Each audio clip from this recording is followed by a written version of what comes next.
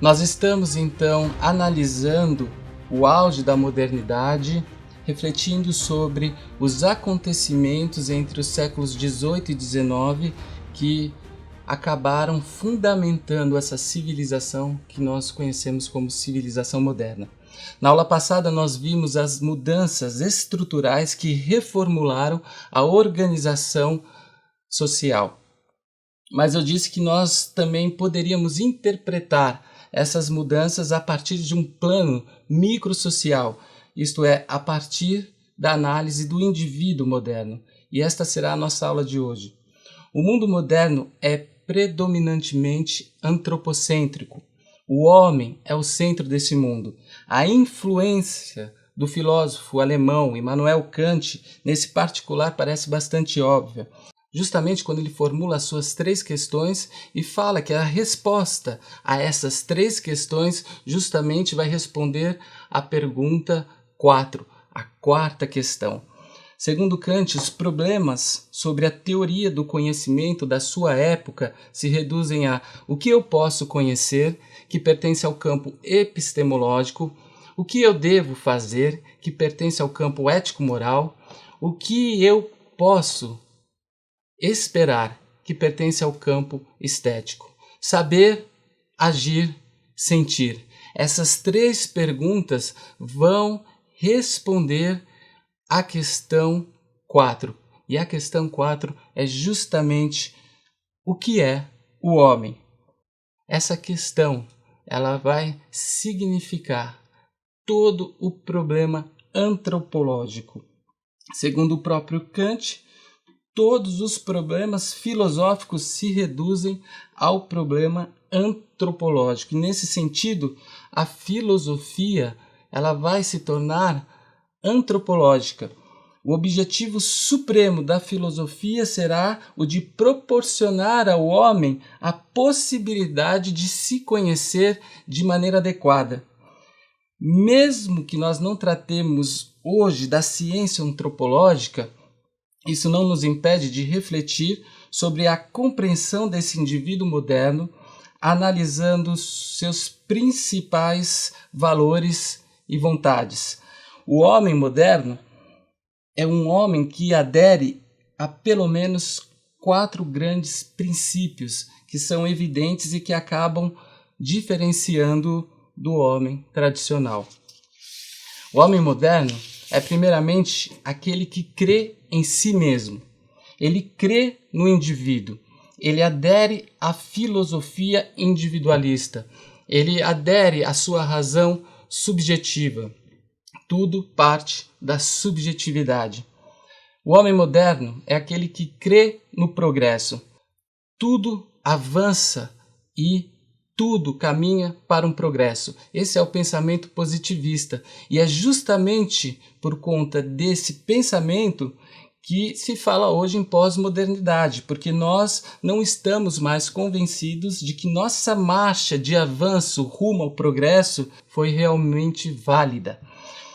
O indivíduo moderno é também um homem que deseja tudo controlar, e não tão somente a natureza, mas também a cultura, os valores, os direitos. A sociologia, por exemplo, é um projeto de compreensão e também de controle, uma tentativa de apreender a cultura. O indivíduo moderno é alguém também extremamente racional. Ele crê na razão.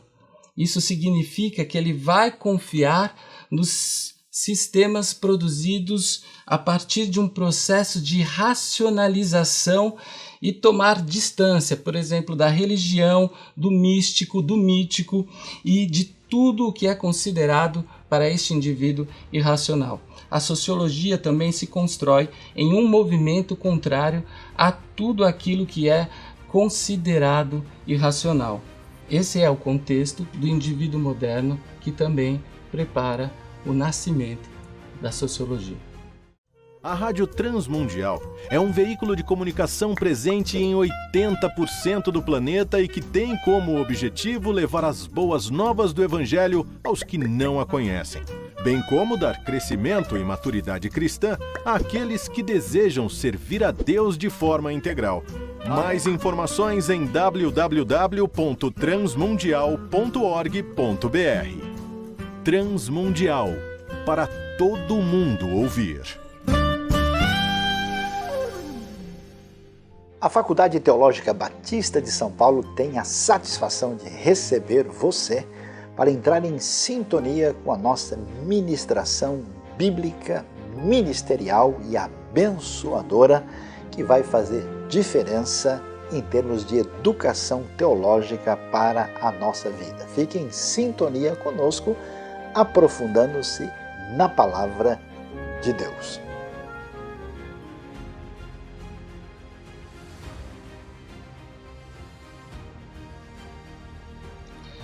Essa é a passagem da heteronomia para a autonomia, de uma lei que estava fora do indivíduo para uma lei que agora se encontra dentro do indivíduo. A modernidade torna a sociologia possível, derrubando toda a sustentação religiosa e política da sociedade antiga.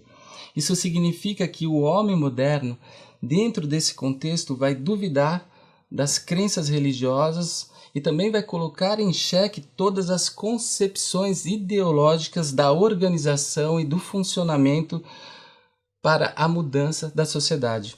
Você tem a Revolução Americana, que dá sinais dessa transformação em 1776, mas nada se compara de fato à Revolução Francesa, que marca de fato essa passagem da heteronomia para a autonomia, quando se corta a cabeça do rei, a cabeça do soberano, significando que a lei agora pertence ao indivíduo.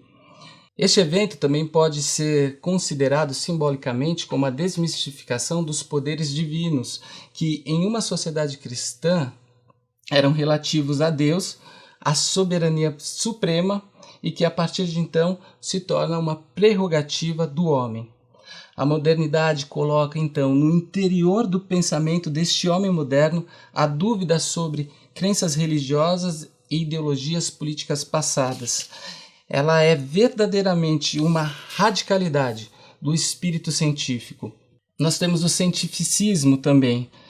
A modernidade vai fornecer à sociologia os meios técnicos de coletar e tratar cientificamente essas informações sociais. Esse é o progresso da estatística da probabilidade. Isso quer dizer que o sociólogo parte da ideia de que a sociologia não diz o que se deve ser, mas de fato aquilo que é. E para se compreender aquilo que é preciso de toda uma aparelhagem técnica para coletar essas informações. Coletar as informações, descrevê-las, analisá-las, é exatamente isso que a modernidade vai desenvolver como ferramentas que permitirão à sociologia emergir. A modernidade, então, acaba produzindo também, pelas diversas rupturas que ela gera, o próprio tema de estudo da sociologia. O que isso quer dizer? Que o homem é, ao mesmo tempo que sujeito, objeto da sociologia. Isto é, o homem é conhecedor e, ao mesmo tempo, ele se torna o objeto a ser conhecido. No mundo antigo, como nos tempos homéricos, eram os deuses, através das narrativas míticas que explicavam a origem e justificavam a estrutura social.